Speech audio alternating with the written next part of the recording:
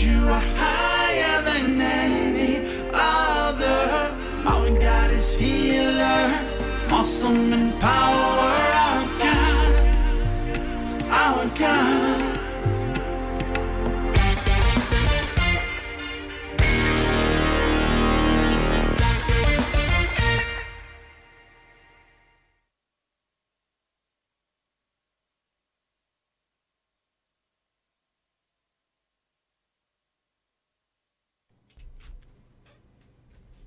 So pleasant evening to the viewers and listeners of Hope 103.1 FM. Pleasant afternoon to you. So this evening we are live in studio and I have a special guest with me, Dr. Jonathan Ramirez. And today we're speaking all about our kidneys. Right, Jonathan? Yes, we are. Good evening, everybody. Good evening, and remember that this is a week of programs as Hope FM is preparing for our Walking with Hope, the walk that we're having on April 15th, that is Saturday coming. So this week we have a lineup for you with some amazing programs. So please tell a friend, tell someone to come on in as we are aware of our kidneys and the functions and so on this afternoon. So before we begin, I'm just going to ask Dr. Ramirez to just introduce himself. Let the people know who you are, what you do. Hi, good evening, everybody. My name is Jonathan Ramirez. I am a medical doctor. I work currently at the General Hospital in the Department of Nephrology, which is just a fancy word for kidney specialty. So that is generally what I do during my day-to-day. I see patients with various complications of kidney disease in clinic settings as well as inpatient settings in General Hospital. So that's generally what my job would entail. Okay, so we're happy to have you in the studio because, we're on a drive, helping people be aware of the functions of their kidney and also PKD, which you're going to tell us some more about later on in the program. So we're really happy to have you in studio with us. So Jonathan, seeing that this is your day-to-day job, if I should put it that way, can you just give us a little insight on the kidney? Right. So to get into the presentation, or just like a little bit from just a little before? interlude, and then you can go right into your presentation. So kidneys, two organs paired. We'll get a bit more in detail as we go to the presentation slides. But what we see generally is that, lots of people have, undiagnosed kidney disease, really. And I think that is one of the things we really want to highlight in this setting, just to really raise awareness and, encourage people to, get tested. You can go to your medical doctor, and sometimes it's not something that generally people do very often, but we want to kind of change that mindset in terms of, even though you feel great, it's always good to check in with your medical doctor and make sure that all those things are going pretty well, so that in the event that you do have any sort of kidney disease or any disease in general, you're able to detect those things early, and then the course of those illnesses are much different. Yeah. All right. So we can get right into the presentation. Awesome. Okay, great. So, as Kerry introduced, today the talk is all about your kidneys. And really, it will take quite a lot of time, really, to know all about your kidneys. But I hope that this presentation serves as a fairly decent introduction into the basics of a lot of, what your kidneys are, what they do, and some of the complications that arise in terms of going a bit into chronic kidney disease in general, really, and how those things are managed, how it's diagnosed, and what you do in those follow-up situations, right? Okay. Right, so just some basics in terms of what are your kidneys. It's a pair of organs that are behind the abdominal cavity. It's covered in this special tissue, and basically it receives blood from arteries, like most other organs in the body, has the vein that takes the blood away from the organ, and it receives about 25% of the blood that is pumped out of the heart. So it's a pretty important, set of organs, right? It is connected to tubes that transport the urine that the kidney produces all the way down to the bladder until eventually it's excreted from the body. And just as as a point of interest, men have slightly larger kidneys than women, but this is not only based on male versus female. Things like height and other body proportions also tend to play a role in that. So that's just something interesting to note. Okay, fun fact. Right. So kind of getting right into it in terms of some of the key functions of the kidneys. And the main one that we kind of all know about really is, to get rid of those waste products from the blood, right? So the kidney's main job is to filter, right? Essentially, you can consider them to be large filters, specialized filters that eliminate waste products from the blood, right?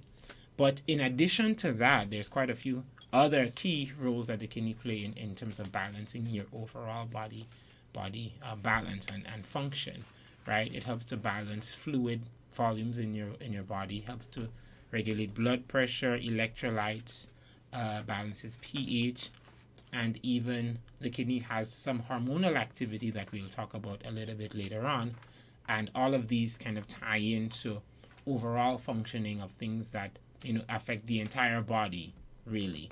And so this just kind of emphasizes the importance of your kidneys and taking care of your kidneys, which we'll try to get more in depth a bit later.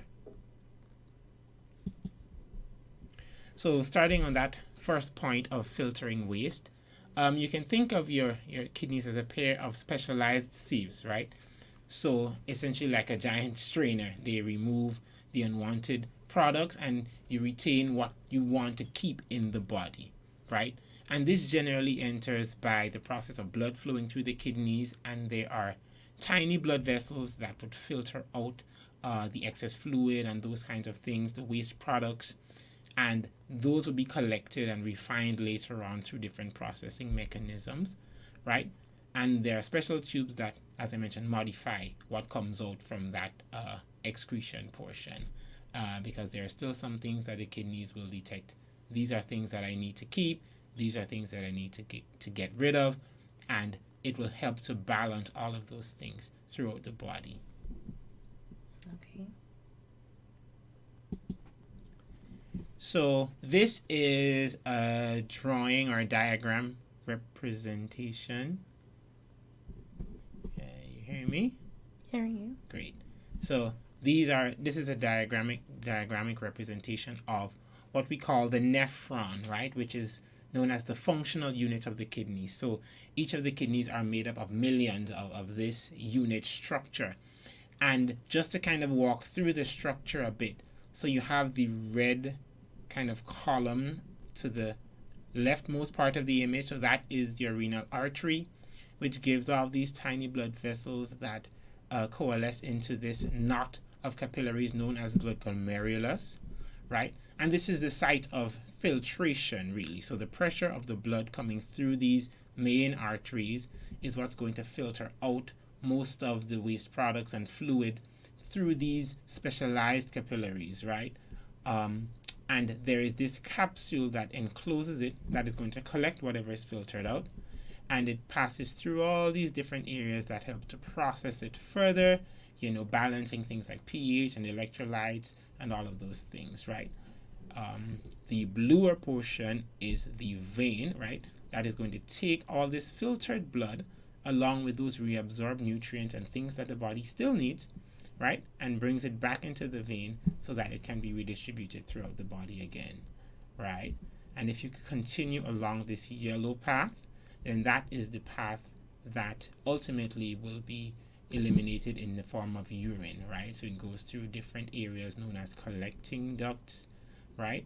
And then ultimately it would form into your ureter and then empties out into the bladder and then out the body. Right. So moving on to in terms of balancing fluids, right?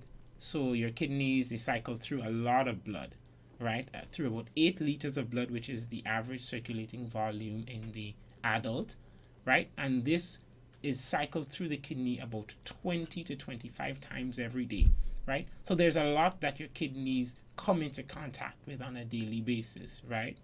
And this gives them the perfect opportunity to see what the overall situation is like, if you want to put it that way, throughout the entire body, because it interfaces with that volume of blood several times a day. When there's larger water in the blood, then the kidneys can detect this, and there are certain mechanisms that are in place to help reabsorb less water to result in more dilute urine. So sometimes you realize, let's say when you drink a lot of water, you tend to go to the bathroom more frequently, and the urine that you make is very, very diluted, right? So that's basically this mechanism at work. And similarly, when you don't drink a lot of water, right, there are certain hormones that are released in the bloodstream that act on the kidney to tell the kidney, hey, there's not enough water here in the bloodstream, so we need to reabsorb more of that water. And what you find is that the kidneys now will be producing more concentrated urine in smaller volumes because you're reabsorbing more of that water that you need, right? So the kidneys are very, very brilliant organs, and they know how to do quite a lot. Right. Another key role of the kidneys is managing blood pressure, right? And a lot of the times you'd find that patients with kidney disease tend to have difficulty with managing blood pressures because really the sensitivity of the body to certain mechanisms becomes, a bit altered, right?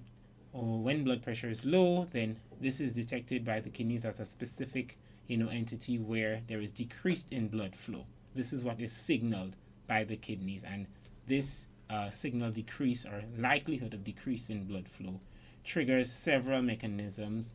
There are certain hormones that are released that tells the body, hey, the blood pressure is low, so there's something we need to do about that, right? So it causes a blood vessel to constrict, it causes you to retain more salt and water in an attempt to increase the blood pressure, right? Because if you're increasing salt, then ultimately the water will be drawn in by the salt, and then that increases your overall circulating volume and then increases the blood pressure, right? And sort of the opposite happens when the blood pressure is very high, right? So this forces more salt and water into urine, and also just kind of doing the opposite thing. So a lot of it is dependent on what the situation is.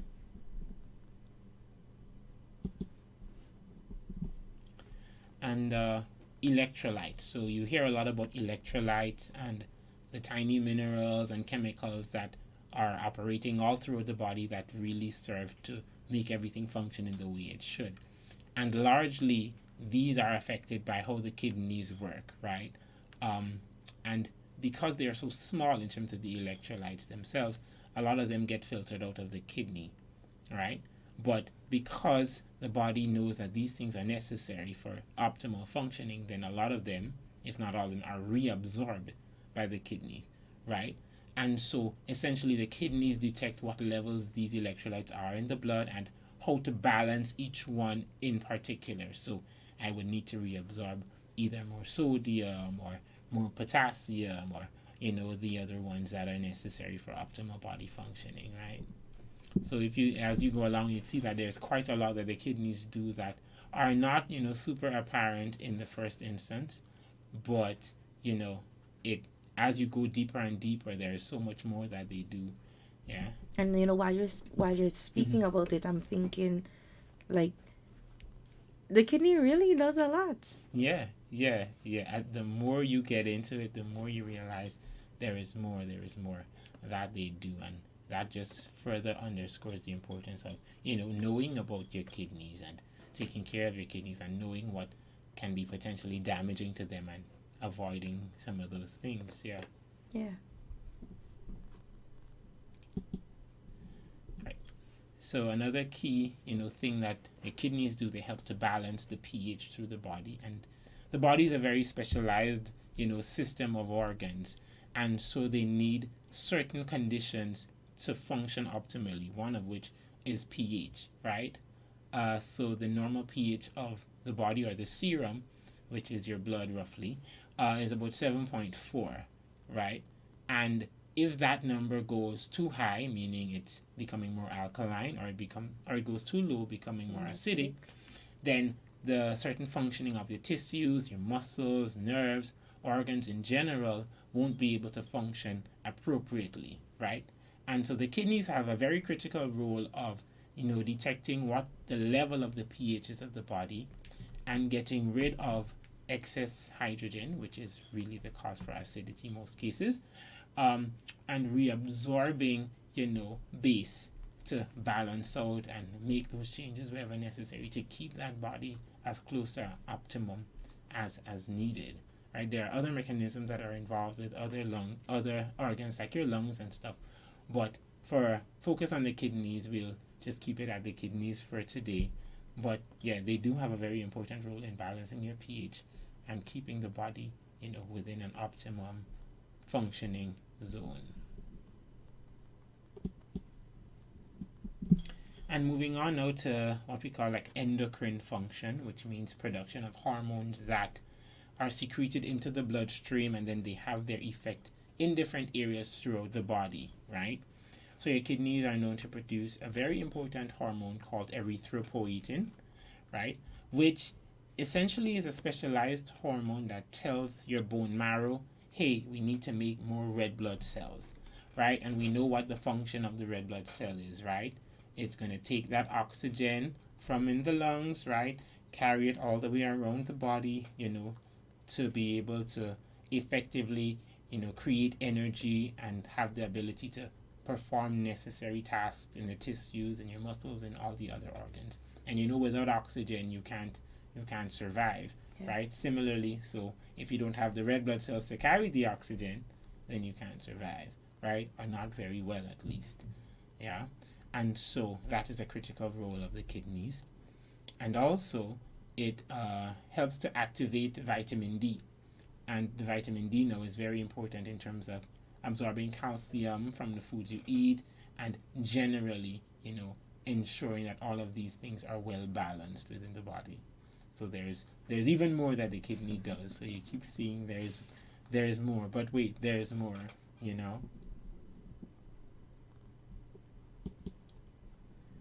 Right. So now we've gone through, basically what the kidney does, and we see that there is so much that it does. Then it's easy to understand that, there's a large disease burden, when it comes to kidney disease, and largely you would see there's an increasing, local population, and this is reflected, regionally, globally. Kidney disease is on the rise essentially, and there can be a lot of different players involved in terms of factors from lifestyle changes, dietary changes, and a lot of the time know that because there is, more testing and more access to better health care, we see that now a lot of these things are coming up more frequently. Yeah. And in terms of kidney disease as a broad, umbrella term, that can be further subdivided into what we can call an acute kidney injury in comparison to chronic kidney disease, right? And so an acute kidney injury can mean anything that can cause damage to the kidney over a very short space of time, right? And such that once that insulting factor is identified and addressed and removed or treated as such, the kidney function typically returns to normal. Okay. Right? So that's what it's called an acute kidney injury. You would have taken some medication that had some damaging effects. There was a drop in the kidney function. You identified that, removed the medication or adjusted as such, and the kidney function returned to normal. Then that was an acute kidney injury. And generally this, there is a caveat in terms of a time frame. So this acute kidney injury results over a period of 3 months, right? So no longer than 3 months you should have that decrease or that drop in the kidney function. Versus an chronic kidney disease, as the name chronic kind of alludes to. This is a more long-term kind of process, slow, progressive, kidney injury that is generally non-reversible, right? And we'd get into a little bit more about that in the next few slides, right? So as we mentioned, the chronic kidney disease is what is a more permanent decline in the function, right? And greater than that 3-month caveat period like we see with the acute injuries. And in terms of what's most common in terms of causing, chronic kidney disease, we'd see those chronic non-communicable diseases that you hear about all the time, like your diabetes, hypertension. These are classically the most common causes of chronic kidney disease, right? There are other causes that are quite, that are there. They're not as common as the diabetes and hypertension, but there are ones that we also do look out for, and we do see from time to time. Systemic inflammation. So if there's anything that causes inflammation throughout the body, then it can cause inflammation in the kidneys, and typically one of those conditions we see is lupus, right? And patients develop a condition known as lupus nephritis, which is an inflammatory condition where you have those lupus antibodies that are attacking the kidneys themselves. Yeah. There is genetic conditions, one of which is the polycystic kidney disease. Something that I always used to think was quite rare, but actually, it is a bit more common than we do think it is. And the incidence, we don't have exactly in terms of for local statistics, but this is something that our department at the General Hospital is working on in terms of really getting the incidence and the prevalence of some of these more esoteric causes in our nation. Yeah, certain autoimmune conditions, infections, and as we mentioned, you can have acute injuries, right? But once that process has not been corrected within that 3-month time, such that the function can return to its normal level, then that can predispose to forming more long-term permanent damage. Yeah. Yeah.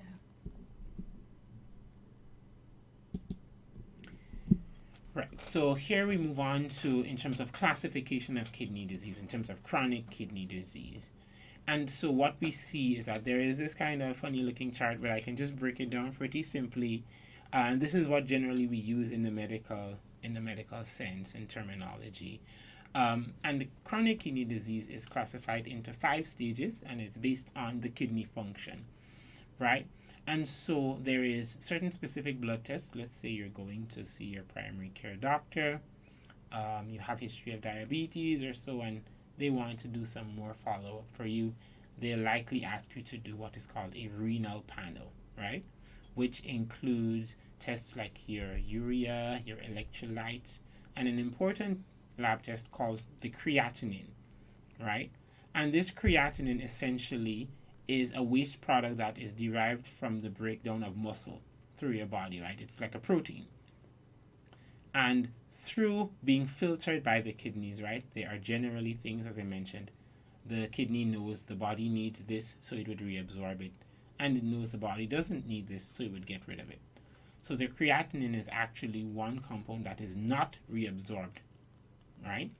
And therefore this forms a useful tool to see how well the kidneys are filtering, right? Because if we use things like glucose that are reabsorbed, then we are not really certain how much is actually filtered out by the kidneys, right? And so the creatinine is used to detect and calculate what we call the estimated glomerular filtration rate, right? As the main function of the kidneys is to filter, this is the main one we use in terms of delineating kidney function in general, right? And based on the numeric value of that filtration rate, it is broken down into different stages, the same 5 stages like I mentioned earlier. From stage 1 being essentially your near normal kidney function, all the way to stage 5, where the kidney function is depressed or decreased to the point where you would require some other form of therapy to replace the kidney function, right? Now, this function or this therapy does not, recover the kidney function naturally, right, or repair the kidneys, because we talked about that chronic damage being a more, progressive, non-recoverable, repairable kind of damage. So this, this repair, this therapy really just replaces the function, and can't really repair it, right?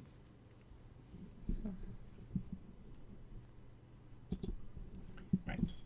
So just moving on a bit to talk about signs and symptoms of kidney disease, and this is like a large portion because sometimes we only kind of go to get things checked out when we feel a certain way, or we have a certain symptom, or my chest hurts, or I have this belly pain, you know. But surprisingly enough, a lot of the times people don't have any symptoms when it comes to chronic kidney disease, right? Most times, you just go to do a routine checkup and you notice, hey, this number is, it says an H by the lab test, and you want to figure out, well, what does that mean, really? Yeah. But in the cases where, patients do present with symptoms that can be, possibly linked to chronic kidney disease, a lot of the time that those symptoms can be linked to other things. And so that makes the diagnosis a bit tricky just by symptoms alone. But that's where blood tests and all those other tests come in. And I'll go through a bit of those later. But some of these symptoms that patients can present with include, I have this weird taste in my mouth. Food doesn't quite taste the same. Your skin becomes dry and itchy. You feel tired often. And a lot of these symptoms, you can kind of link it back to what the kidneys actually do, right? Because if you get swelling in the legs, and so if the kidneys is responsible for balancing the fluid, if you're no longer balancing that fluid, you can get swelling and the distribution of that fluid into other areas, right? Swelling in the legs, arms and face, shortness of breath, those sorts of things, yeah? Okay.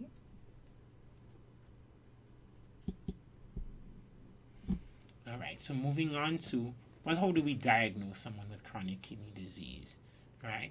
And essentially it is a cumulative diagnosis, right?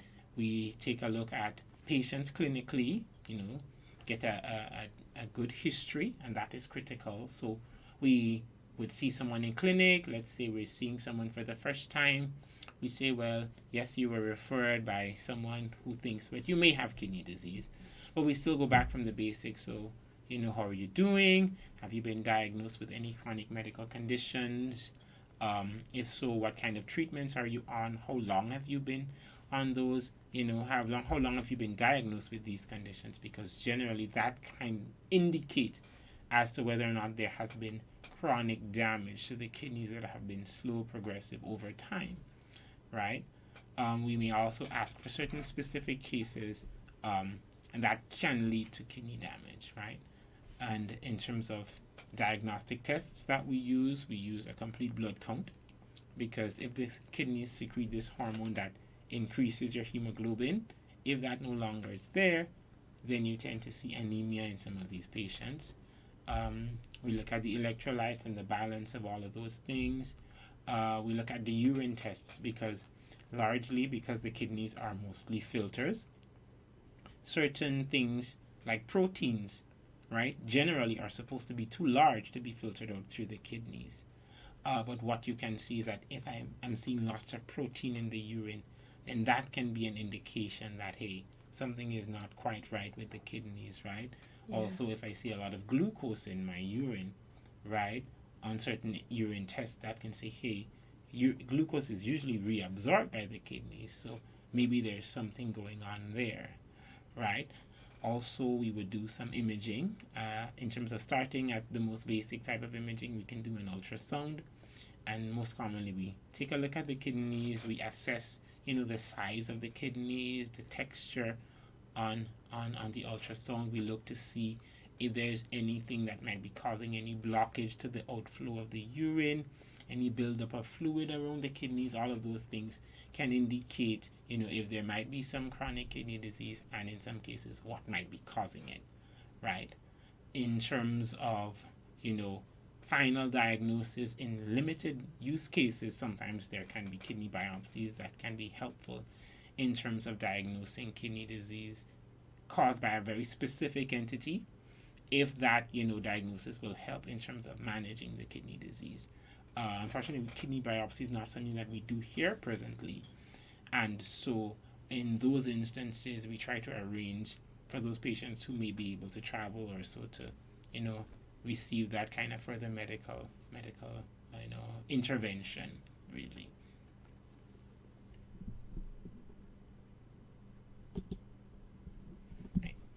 And so the management of kidney disease, right, really it varies based on, well, what's causing the kidney injury, really.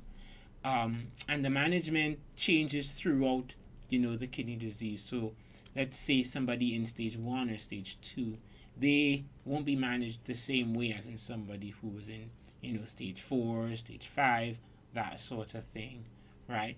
And generally, it's centered around managing your chronic medical conditions, those that, would have predisposed you to getting the kidney disease in the first place, right? So generally, we, make sure the blood pressure is well controlled, the blood sugar is well controlled. Patients who, have been diagnosed with lupus and have lupus nephritis, we make sure that they're on their immune suppressing medications and all of those modifiers that help to, control that medical issue so that the kidneys, don't continue to suffer, right? The main goal of the management through that period is trying to preserve the kidney function as much as possible, right? Because generally, as we said, that is usually a progressive, irreversible damage. So once we control the blood pressure, control the blood sugar, most of those things we try to control to preserve the function as much as possible. Right. In certain cases, we supplement the functions with medications where that's possible. So sometimes patients are on the same erythropoietin that the kidney produces when the kidneys are diseased and they no longer can produce it themselves, and we supplement that medication just to augment and kind of get back that function that has been lost. Yeah. Right. So having gone through, the 5 stages, now stage 5, also known as end-stage renal disease, the management of that becomes a bit different, right? Because once you get to that point, this basically means that the kidneys are no longer capable, right, of doing their function to a degree that, can really keep you healthy and feeling and living your best, right? And so generally at this stage in kidney function, we start to discuss, whether or not it's possible, to replace that kidney function entirely. And generally, this is known as some sort of dialysis in the case where there is hemodialysis, peritoneal dialysis, and, if possible, renal transplant. And I'm going to go through each one of these individually. So just to kind of elaborate a little more, right? So hemodialysis is a process whereby, the blood is, removed from the body. It's cycled through a hemodialysis machine, which basically, performs the work of the kidneys in terms of filtering out the waste products, balancing the fluid levels, and that blood now is returned to the body, right? So essentially you would have replaced the kidney function with this artificial kidney, which is the dialysis machine, right? That's a hemodialysis version. There's also peritoneal dialysis, which uses the peritoneum, right? And this is a specialized membrane in the abdomen that functions as a filter barrier, right? So certain chemicals are able to traverse this barrier, so the waste products can traverse through this barrier into a special fluid that is exchanged and removed from the body, and that way you're getting rid of those waste products. You're also balancing your fluid, electrolytes, those things, right? So the peritoneal dialysis is generally done at home. Patients would receive special training on how to conduct the exchanges, and they are assessed and followed up in clinic every month, and that is how we kind of manage those patients. The hemodialysis patients, generally the sessions are done at dialysis clinics, and the sessions are from anywhere from 2 to 3 times a week, right?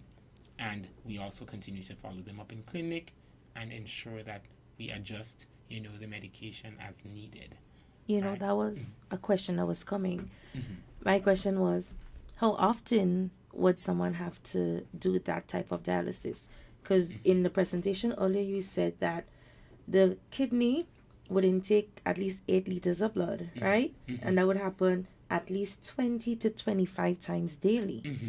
So how often would someone who has the chronic kidney disease would have to do dialysis? That was a question that was coming from Yes, me. yes, no problem. So if you said it's just a few times a week, Mhm. but regularly the kidney will do that 20 to 25 times a day Mhm. with normal functioning, then Right. give Yes. some insight there. Yes. So essentially, you can see how, I mean, logistically, it would kind of be difficult to have, people on an artificial kidney machine 24/7, Yes. kind of going through that process. So what we try to do is to assess patients, and generally, if you're just starting, hemodialysis, you would actually be started on a few sessions daily. So each session generally ranges from 2 to 3 hours, generally. So on patients' first session, we start them off like at around 2 hours just to see how they tolerate, because it's quite something new and different to the body, right? And the body can sometimes react in different ways. And so we do it under very controlled settings. We try to use as less time in the initial stages of starting treatment, so that patients, you can observe how they react, one, and then patients two can get used to what that process entails in their body, right? But ultimately, yes, it's not the best in terms of your kidneys. Nothing can really replace that function. But in terms of trying to see what other options there are in terms of replacing that kidney function, then the hemodialysis machine tries to take on most of that function for you, right? And so a few times, once patients are stable, right, would have initiated treatment, you do a few days, what we call back-to-back therapy in terms of initiating treatment. So you would do one treatment today, one treatment tomorrow, one treatment the following day, ideally. And then we continue to monitor, in terms of the electrolyte levels, your hemoglobin, all those other things. And then gradually you would also know that clinically patients would feel better, right? Because all those waste products are now being removed from the body, right?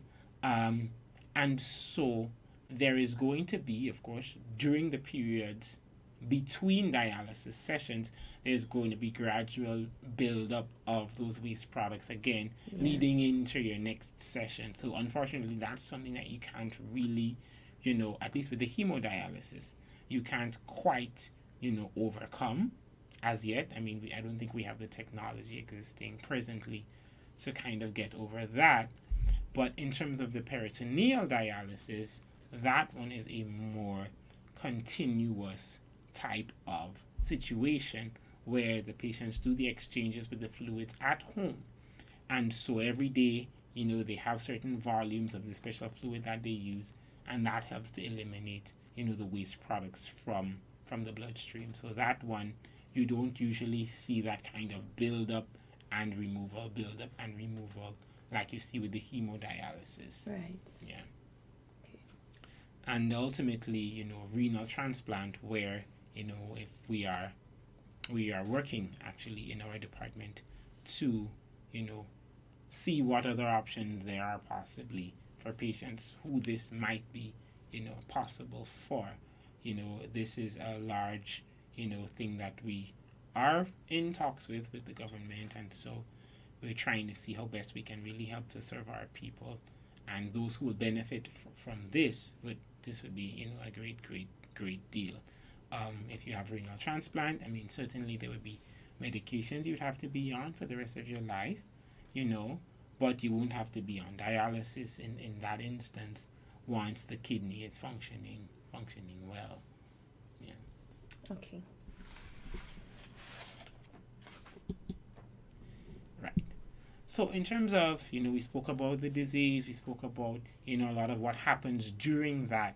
But another thing we can, talk about is, well, how do I prevent, kidney disease as such, and what can I do, to really, preserve my kidney function, right? And one thing that's key to note that I guess is with everything else in our body, kidney function naturally declines, right?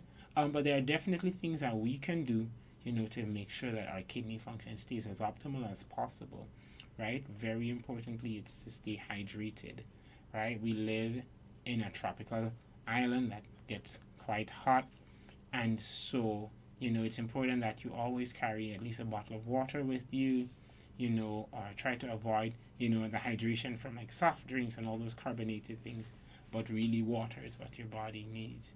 And so it's very important to stay hydrated, regular exercise, and, avoid certain medications that can damage the kidneys, right? So if you have any questions, you can always speak with your physician. And, if you're concerned about those things, and definitely you can see what, alternatives that might be possible for you. Right? As I mentioned earlier, most of the times the chronic kidney disease is caused by the chronic non-communicable diseases like your blood pressure, diabetes. And so essential to managing and preventing chronic kidney disease, or delaying it as much as possible and slowing the progression in the cases where it's already there, is to make sure that the management of these conditions are really optimal, right? And a lot of the times it's really a partnership, with you and your primary care physician, right? I encourage my patients all the time, you would check your blood pressure in the morning, you have a little book and you write it down ever so often that you check it. So when you come back to me, I can see, hey, okay, this is what the blood pressures have been like. I can address and adjust based on how those things are going, because sometimes, patients come to me and for some reason, they're nervous, they're in hospital, in clinic, seeing doctors, so the blood pressure is kind of up. That happens. And so if I'm able to say, well, at home your blood pressures are fairly good, generally it's more along the controlled side, then I know how to intervene if necessary. Yeah? Yeah. And definitely regular checkups, with, either your primary care physician or some sort of medical personnel, because that way, if anything should arise, then you definitely know you're going to catch it early on, and then you'll be able to make the necessary changes to prevent, further damage to the kidneys. And definitely early referral, to specialist care is very critical. Sometimes when we first see patients, they're already, in stage 4, stage 5, and then there's not much else that we can do, yeah? And so it's very important, regular checkups with your primary care physician. As I mentioned, sometimes kidney disease has no symptoms or very non-specific symptoms, and so if you don't really check, then sometimes you never really know until it's quite progressed. And then when it's that progressed, that limits, what options are available to you, what interventions, might possibly be explored, because, things have been a bit far gone. Right. And as one of the comments here, the viewer is saying prevention is better than cure. Oh, certainly, certainly. That adage just really continues to ring true.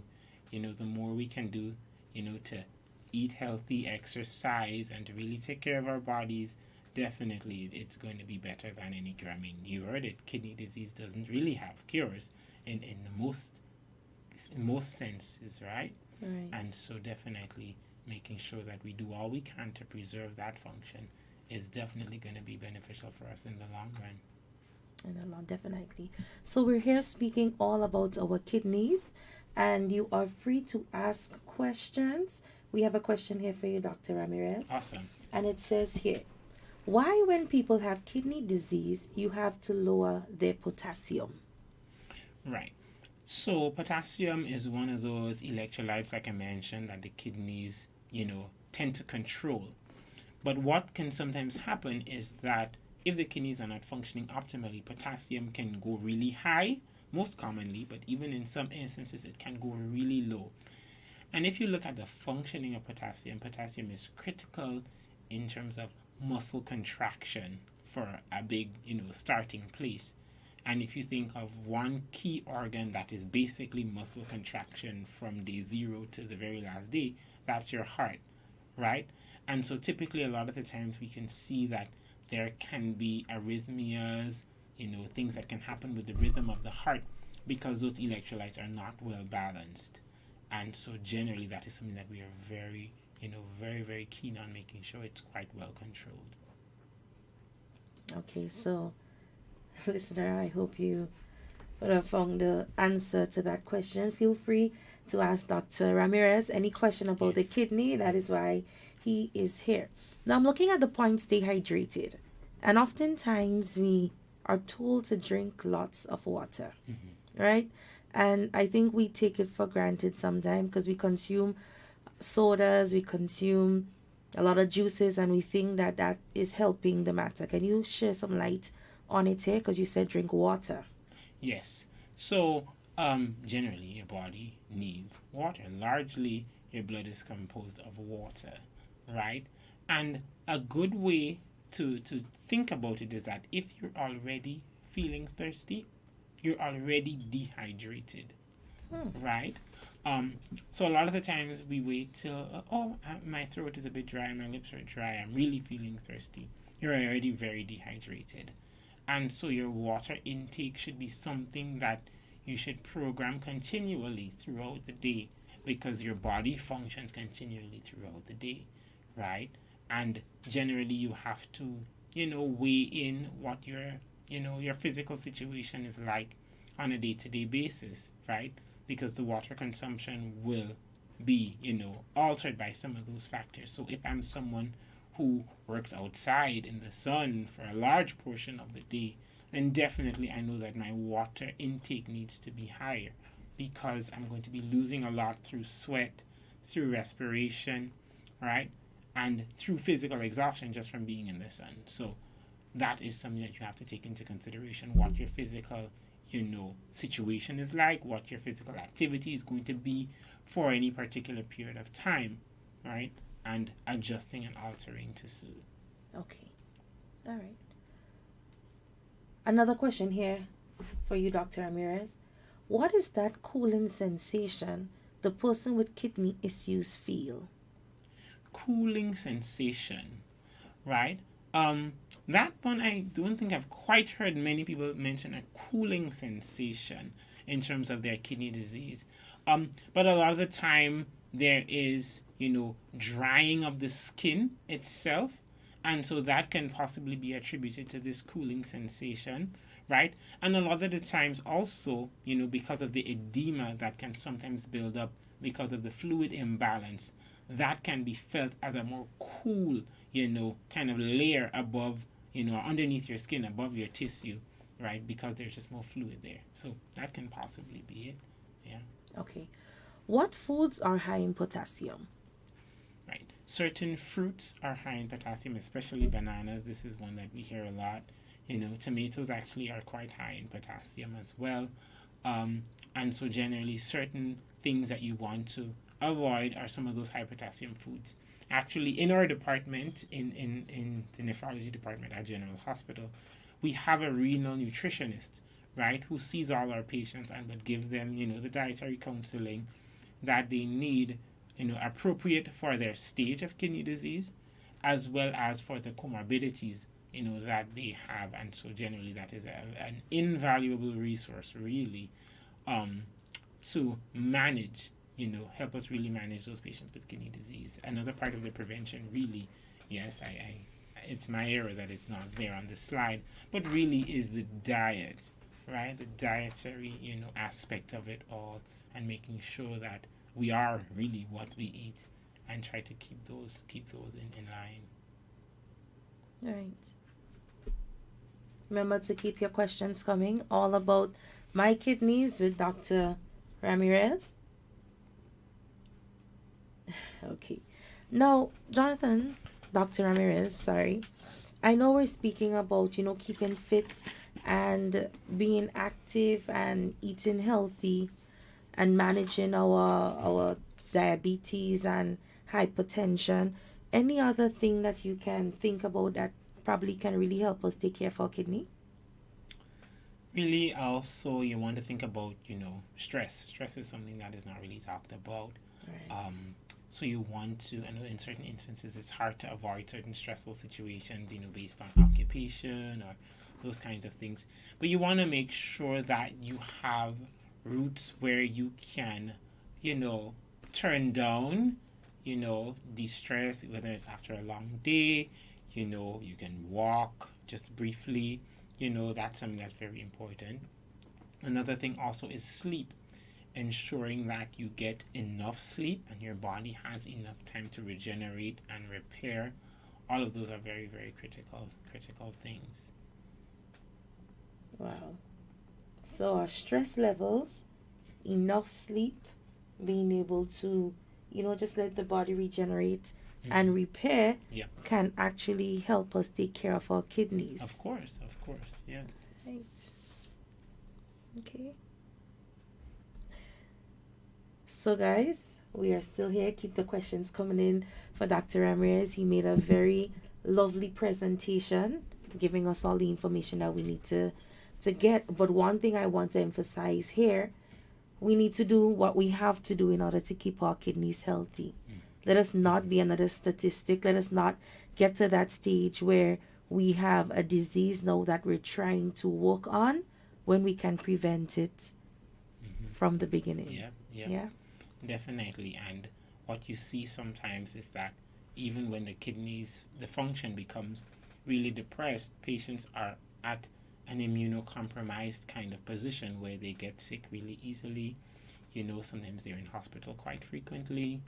And just the cost of the treatment itself when it gets to, these kind of end stage places, that is quite a burden, financially, mentally, physically, and so I think it's worth it definitely to do your best to preserve the function as much as possible in cases where you already have chronic kidney disease, and do as much as you can to prevent it in those cases where you can do your primary prevention. Make sure you check with your physician regularly and you're really on top of what your health entails. Right. Also, we do know that there are certain lifestyles that people adopt that can really have a great effect on our kidneys. Things like smoking and the overconsumption of alcohol and these other lifestyle. Can you just tell us a bit about that here? Oh, certainly, yeah. So smoking generally is, I think in 2023, we don't need to say, we probably still do need to say that smoking kills, but it's everywhere, and that news is quite common, yeah. And so smoking being what we call a cardiovascular marker, meaning anything to do with the heart, the blood vessels, that sort of thing, it increases your risk for stroke and heart attacks and all of these kind of comorbid conditions, and also kidney disease being one of those things, right? And so we always recommend patients who are currently smoking, we always try to see all the avenues we can to assist them in helping themselves to really recover from that habit. And those who have stopped, we really encourage them and motivate them to continue going, right? And to continue, and that they're on the right track in terms of doing what's necessary for their health. Yeah. The alcohol also is another thing, because alcohol quite literally dehydrates you, right? And in large consumptions of alcohol and volume, sometimes you get a lot of diuresis, but this does not always equate to good kidney function, right? And so alcohol just being a toxin generally, mostly it's metabolized by the liver, but there's also kidney involvement in terms of excretion. So definitely we want to avoid, binge drinking, large consumptions of alcohol, that sort of thing. Okay. We have another question in here. Can you just tell us a bit more in depth? How is the peritoneal dialysis done? Okay, great. So there's a special membrane that kind of covers all the organs within your abdomen. It's called the peritoneum. So it works like a semi-permeable membrane, meaning that it allows certain things to get through and certain things to not get through, right? And so what we do is that we place a specific type of catheter, which is really a tube, into the abdominal cavity, right? And we use special types of fluid, right, that contains glucose and other elements and minerals, electrolytes, and we put that into the abdomen through the fluid, right? And it's allowed to sit there for some time. And through the process of diffusion, right, the waste products from the bloodstream are going to diffuse across that semi-permeable membrane into that fluid that we put in, right? And after it's allowed to sit there for some time, that fluid is drained out. And that is how the waste products essentially are going to be removed from the body. Yes, I hope that was able to kind of clarify that for you. Okay. Are any of the kidney diseases hereditary? Oh, certainly, yes. So, in terms of the one that we mentioned, the polycystic kidney disease, in terms of genetics, right? So, it actually is. There are two main forms of the polycystic kidney disease, and both are caused by specific genes, that can be passed down. And so, definitely, when we're, evaluating patients in terms of, when you see on the ultrasound in cases of polycystic kidney disease, it has specific appearances. We always ask about family history.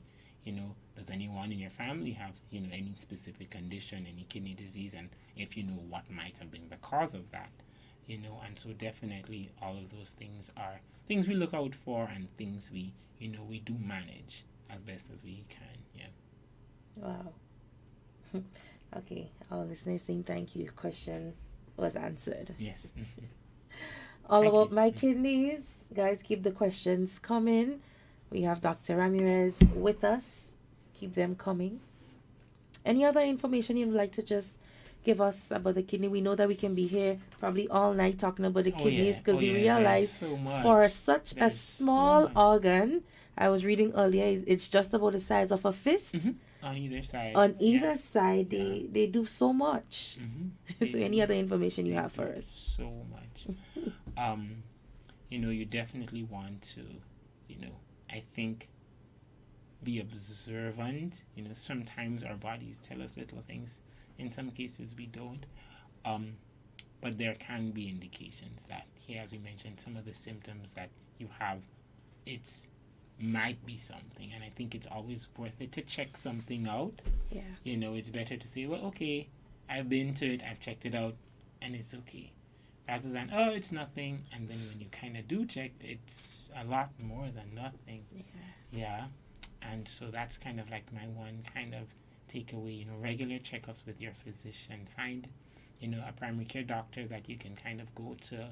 Also we have, medical centers in districts located throughout the length and breadth of our 3 islands. And I think we can really take advantage of these primary care services and say, hey, I've had diabetes for a few years now. Okay, I need to check for my kidneys. I need to check for my eyes. I need to check for my nerves, those kinds of things. And I think also a lot of the times the onus is on us as medical practitioners to look out for these patients and say, hey, you have this predisposes you to getting that. Let's check for these things. And so really it's a collaboration, patients working together with doctors, ultimately for your best care possible, really. So that would kind of be my last takeaway. Okay. And when I look at it, as you said earlier, oftentimes we learn that we have, some issues. You may have hypertension or diabetes. And I do think that it's something that as individuals we need to really pay attention to, because as we get older, there are some signs, some things that we have to look at. Because if it's left untreated, then it will be detrimental for us at the end. So I think we should take a better approach in taking care of our bodies. A question coming in for us is, where are our kidneys located, and can it be affected by trauma? Yes, very, very important question. Yes, so our kidneys are located behind the peritoneum. So if you touch like the lower part of your back, just underneath those last few set of ribs, roughly that's about where your kidneys are located. So if you experience any trauma in that area, then certainly your kidneys can become affected. As I mentioned earlier, the kidneys are enclosed by this sheath of protective tissue, and so any trauma to the kidney, there might be internal bleeding, there might be some inflammation, and if it cannot expand beyond the limits of that thick capsule that is meant to protect it, then that also can lead to damage to the kidney. So trauma definitely is a very important cause of kidney injury. But ideally, in those cases, it depends on the degree of trauma, right? And if the trauma is very severe in terms of, destroying a lot of the architecture of the kidney, such that there is significant bleeding and, surgical options are limited in terms of saving the kidney, then unfortunately, in some instances, the kidney may need to be removed.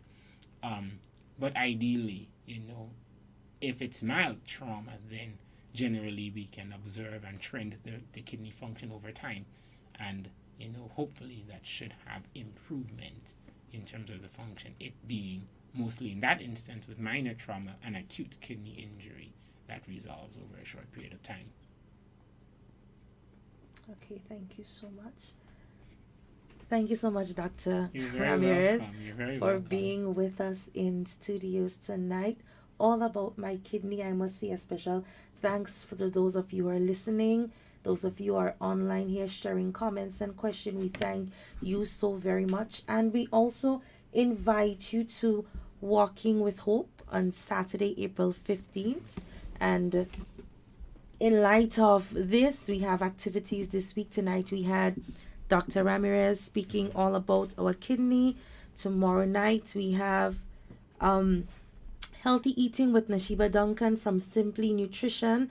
And on Thursday we have Why Health Insurance with Easy Brokerage Services, all happening on Hope FM. So guys, we're still asking and saying to you, please support the cause as we walk in support of the patients with PKD. Remember that a portion of the funds that we raise will be given so that those of you out there who have kidney disease, we can help with the dialysis and so on. Dr. Ramirez stated earlier that it is very costly and it is something that needs to be done at least 2 to 3 times per week. So when you support us on the walk, you help support someone who is in need of dialysis. We have packages on sale, $60. You get your t-shirt, your handband, and come out with us and walk. Those of you who had your t-shirts from last year, you can use them. Those of you who don't have, it's not too late. You can contact any person from Hope FM and we are sure to get those t-shirts to you. All right? So thank you so much. You're Dr. very Ramirez. welcome. It was really and indeed a pleasure being here, chatting with you and hopefully everybody, on radio, on the stream. It was really awesome hearing your questions, being able to answer your questions. And yeah, just getting a chance to share this vital information out there, really. I think the more people are aware of kidney disease and the severity and everything around it, I think the more we'll be able to, improve our current, standard of living, our current situation health-wise, and really being more mindful of our kidney disease and how we can, address it early and how we can slow the progression as much as possible. Thank you so much. I am reminded here, thank you so much, about the health fair that we're going to be having on Friday in front of the Esplanade Mall. So be prepared to be out there. We have more information for you and some checks. Also, you can donate to the cause.